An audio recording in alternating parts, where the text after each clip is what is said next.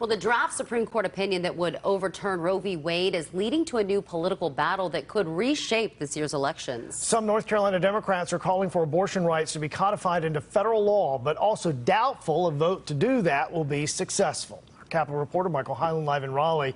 And Michael, it is a high hill to climb and likely not going to happen.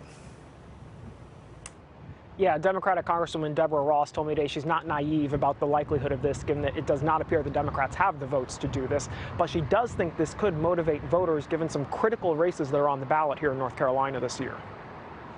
After the leaked draft of a critical Supreme Court opinion, Democratic Congresswoman Deborah Ross is calling on lawmakers to codify Roe v. Wade into federal law. The Senate is expected to vote on a bill this week that Ross supported, but Democrats lack the 60 votes needed to overcome a filibuster. When it comes to fundamental rights, I don't believe the filibuster is an appropriate way to deal with legislating. We need to protect people's rights. It's political theater. While the court's decision is not finalized, Tammy Fitzgerald at the NC Values Coalition says it could have a major impact on races in North Carolina. If the issue is returned back to the states by the Supreme Court, then it's going to really be important for our voters to get out and vote for pro-life. I think that this issue will energize women in the same way that the election of Donald Trump energized women to take to the streets. Republicans control the state General Assembly, but are pushing for a supermajority to try to make it easier to override Democratic Governor Roy Cooper's vetoes. They will not have a supermajority.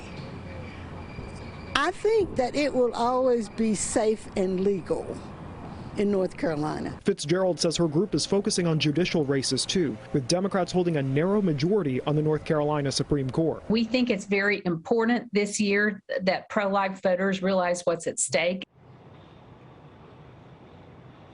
A recent poll by Meredith College found just over half of voters here in North Carolina either want to see a law that would put the provisions of Roe v. Wade into state law or expand abortion access further. Just under 40% would like to see restrictions in place or for it to be illegal in all circumstances. Live in Raleigh, Michael Hyland, CBS 17.